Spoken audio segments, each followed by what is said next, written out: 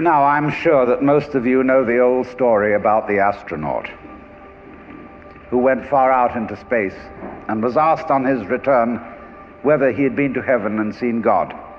And he said yes. And so they said to him, well, what about God?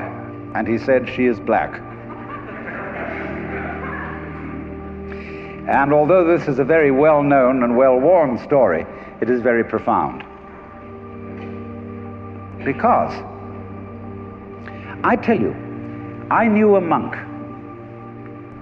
who started out in life as pretty much of an agnostic or an atheist, and then he began to read Henri Bergson, the French philosopher who proclaimed the vital force, the élan vital, and so on. And the more he read into this kind of philosophy, the more he saw that these people were really talking about God. And I've read a great deal of theological reasoning about the existence of God, and they all start out on this line. If you are intelligent and reasonable, you cannot be the product of a mechanical and meaningless universe. Figs do not grow on thistles. Grapes do not grow on thorns. And therefore, you, as an expression of the universe, as an aperture through which the universe is observing itself, cannot be a mere fluke. Because if this world peoples, as a tree brings forth fruit, then the universe itself, the energy which underlies it, what it's all about, the ground of being, as Paul Tillich called it, must be intelligent. Now, when you come to that conclusion, you must be very careful, because you may make an unwarranted jump. Namely, the jump to the conclusion that that intelligence, that marvelous designing power which produces all this, is the biblical God. Be careful. Because that God, contrary to his own commandments, is fashioned in the graven image of a paternal, authoritarian, beneficent tyrant of the ancient Near East.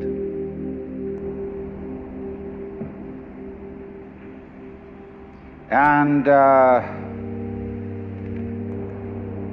it's very easy to fall into that trap, because it's all prepared, institutionalized in the Roman Catholic Church, in the synagogue, in the Protestant churches, all there ready for you to accept. And by the pressure of social consensus and so on, it is very natural to assume that when somebody uses the word God, it is that father figure which is intended.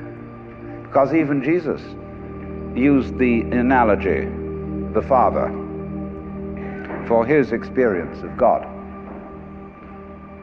He had to. There was no other one available to him in his culture. But nowadays, we are in rebellion against the image of the authoritarian father. Especially this should happen in the United States, where it happens that we are a republic and not a monarchy. And if you, as a loyal citizen of this country, think that a republic is the best form of government, you can hardly believe that the universe is a monarchy. But to reject the paternalistic image of God as an idol is not necessarily to be an atheist. Although I have advocated something called atheism in the name of God.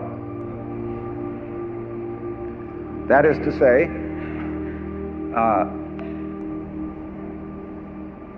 an experience, a contact, a relationship with God, that is to say, with the ground of your being, that does not have to be embodied or expressed in any specific image. Now, theologians on the whole don't like that idea, because I find in my discourse with them that they want to be a little bit hard-nosed about the nature of God. They want to say that God has indeed a very specific nature. Ethical monotheism means that the governing power of this universe has some extremely definite opinions and rules to which our minds and acts must be conformed. And if you don't watch out, you'll go against the fundamental grain of the universe and be punished in some way. Old-fashionedly, you will burn in the fires of hell forever. More modern-fashionedly, you will fail to be an authentic person. It's another way of talking about it. But there is this feeling, you see, that there is authority behind the world, and it's not you. It's something else. Like we say, that's something else that's far out.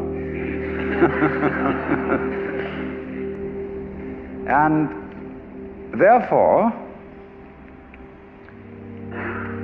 this Jewish, Christian, and indeed Muslim approach makes a lot of people feel rather strange, estranged from the root and ground of being.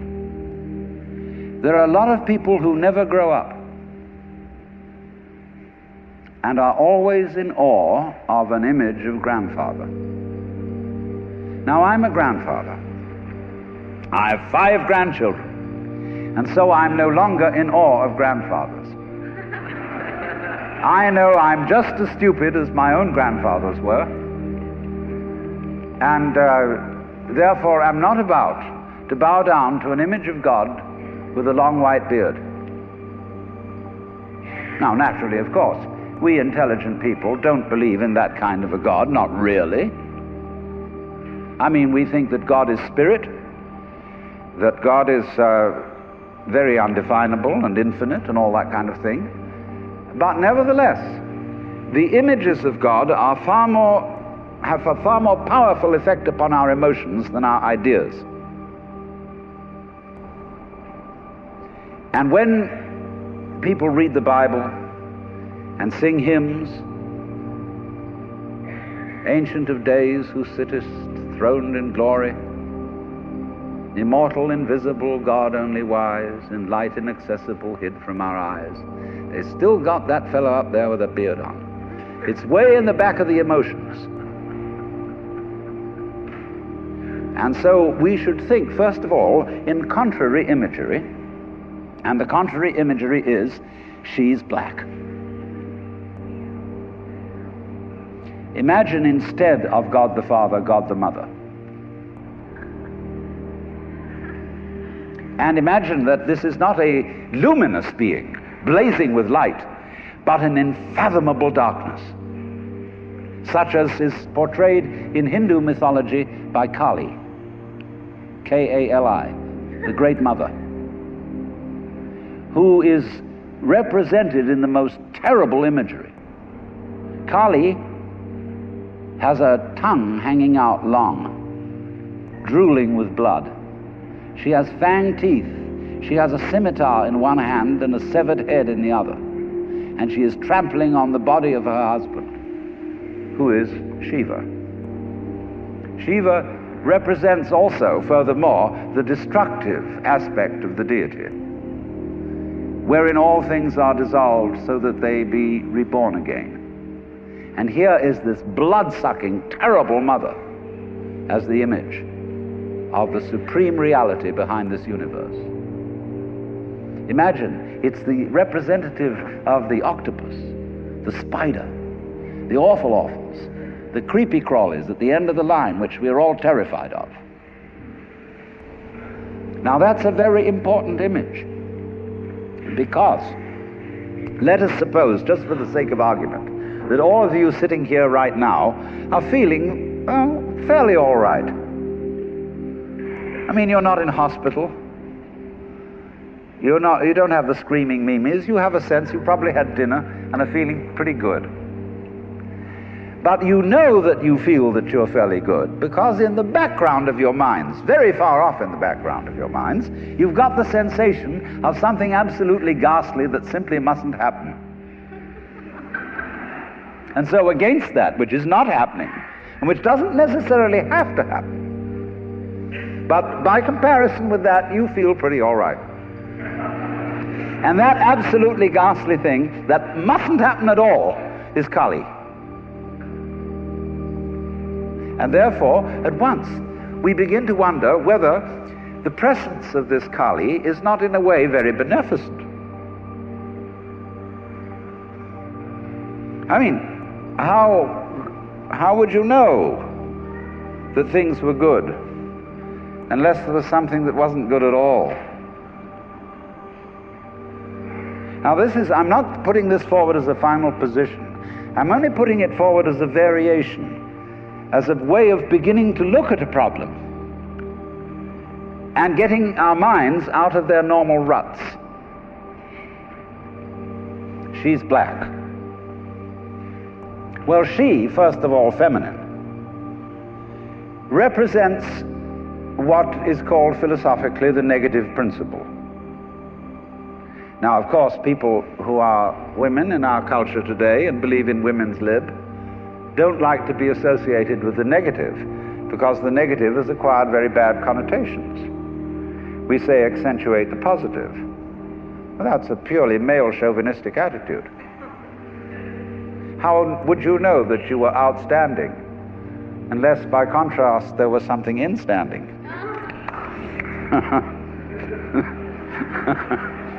You cannot appreciate the convex without the concave. You cannot appreciate the firm without the yielding. And therefore, the so-called negativity of the feminine principle is obviously life-giving and very important. But we live in a culture which doesn't notice it. You see a painting, a drawing of a bird, and you don't notice the white paper underneath it. You see a printed book, and you think that what is important is the printing, and the page doesn't matter. And yet, if you reconsider the whole thing, how could there be visible printing without the page underlying it? What is called substance, that which stands underneath, underneath, stands. To be substantial is to be underlying, to be the support, to be the foundation of the world. And of course, this is the great function of the feminine, to be the substance. And therefore, the feminine is represented by space, which is of course black at night. But were it not for black and empty space, there would be no possibility whatsoever of seeing the stars. Stars shine out of space, and astronomers, very high-powered astronomers, are beginning to realize that stars are a function of space. Now that's difficult for our common sense, because we think that space is simply inert nothingness. But we don't realize that space is completely basic to everything. It's like your consciousness. Nobody can imagine what consciousness is. It's the most elusive, whatever it is, that there is at all, because it's the background of everything else that we know. Therefore, we don't really pay much attention to it. We pay attention to the things within the field of consciousness, to the outlines, to the objects, to the so-called things that are in the field of vision, the sounds that are in the field of hearing, and so forth. But what it is that ever it is that embraces all that we don't pay much attention to it. We can't even think about it. It's like trying to look at your head. You know, you try to look at your head, and what do you find? You don't even find a black blob in the middle of things. You just don't find anything. And yet that is that out of which you see, just as space is that out of which the stars shine. So there's something very queer about all this.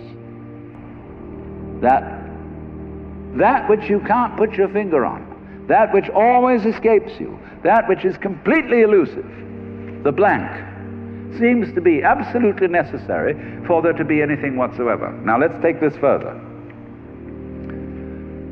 Kali also is the principle of death, because she carries a scimitar in one hand and a severed head in the other. Death. This is tremendously important to think about. We put it off. Death is swept under the carpet in our culture. In the hospital, they try to keep you alive as long as possible in utter desperation. They won't tell you that you're going to die. When their relatives have to be informed that it's a hopeless case, they say, don't tell this to the patient. And all the relatives come around with hollow grins and say, well, you'll be all right in about a month, and then we'll go and have a holiday somewhere and sit by the sea and listen to the birds and whatnot. And the dying person knows that this is mockery. Well, of course, we've made death howl with all kinds of ghouls. We've invented dreadful afterlives. I mean, the Christian version of heaven is as abominable as the Christian version of hell. I mean, nobody wants to be in church forever. Children are absolutely horrified when they hear these hymns which say, prostrate before thy throne to lie and gaze on thee. They can't imagine what this imagery means. I mean, in a very subtle theological way, I could wangle that statement around to make it extremely profound. I mean, to be prostrate at once and to gaze on the other hand, see, is a coincidentia oppositorum, a coincidence of opposites, which is very, very deep. But to a child, it is a crick in the neck. And that's the sort of imagery we're brought up with. So the idea of what might happen after death, well, you're going to be faced with your judge, the one who knows all about you. This is Big Papa, who knows you were a naughty boy and a very naughty girl, especially girl, from the beginning of things. He's going to look right through to the core of your inauthentic existence. And what kind of heebie-jeebies may come up. Or you may believe in reincarnation, and you think that your next life will be the rewards and the punishments for what you've done in this life. And you know you've got away with murder in this life. And the most awful things are going to happen next time around. So you look upon death as a catastrophe. Then there are other people who say, well, when you're dead, you're dead. Just nothing going to happen at all. So what you got to worry about? Well, we don't quite like that idea, because it spooks us. You know, what's it be like to die? To go to sleep and never wake up? Well, a lot of things it's not going to be like. It's not going to be like being buried alive. It's not going to be like being in the darkness forever. I tell you what, it's going to be like as if you never had existed at all. Not only you, but everything else as well. That just there was never anything, and there's no one to regret it. And there's no problem. Well, think about that for a while. It's kind of a weird feeling you get when you really think about that. You really imagine it. Just to stop altogether. And you can't even call it stop, because you can't have stop without start. And there wasn't any start. There's just no thing. Well, then when you come to think of it, that's the way it was before you were born. I mean, if you go back in memory as far as you can go, you get to the same place as you go forward in your anticipation of the future as to what it's going to be like to be dead. Then you get these funny ideas that this blankness is the necessary counterpart of what we call being. Now, we all think we're alive, don't we?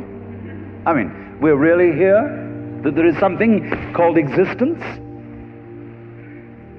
You know, the existentialists, Dasein, throneless, you know, here we are. But how could you be experiencing that as a reality unless you had once been dead? What gives us any ghost of a notion that we're here, except by contrast with the fact that we once weren't? And later on won't be. But this thing is a cycle, like positive and negative poles in electricity. So this then is the value of the symbolism of she is black. She, the womb principle, the receptive, the instanding, the void, and the dark. And so that is to come into the presence of the God who has no image.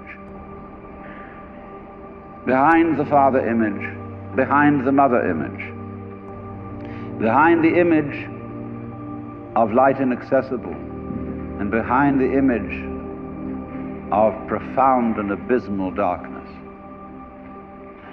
there's something else which we can't conceive at all.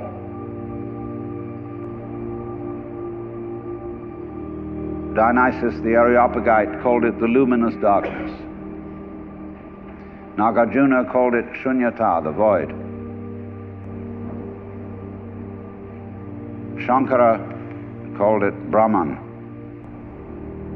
that which can only, of which nothing at all can be said. Neti neti, beyond all conception whatsoever. And you see, that is not atheism in the formal sense of the word. This is a profoundly religious attitude, because what it corresponds to practically is an attitude to life of total trust, of letting go. When we form images of God, they are all really exhibitions of our lack of faith. Something to hold on to, something to grasp. How firm a foundation, what lies underneath us, the rock of ages, or whatever, Ein feste Burg. But when we don't grasp, we have the attitude of faith. If you let go of all the idols, you will of course discover that what this unknown is, which is the foundation of the universe, is precisely you. It's not the you think you are. No, it's not your opinion of yourself. It's not your idea or image of yourself. It's not the chronic sense of muscular strain, which we usually call I. You can't grasp it. Of course not. Why would you need to? Supposing you could, what would you do with it? And who would do what with it? You can never get at it. So there is that profound central mystery. And the attitude of faith is to stop chasing it.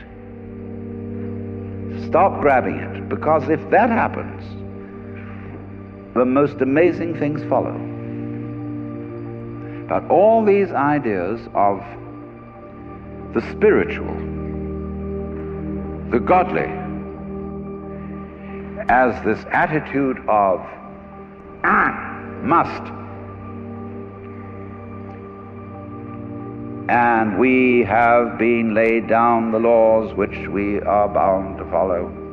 All this jazz is not the only way of being religious and of relating to the ineffable mystery that underlies ourselves and the world.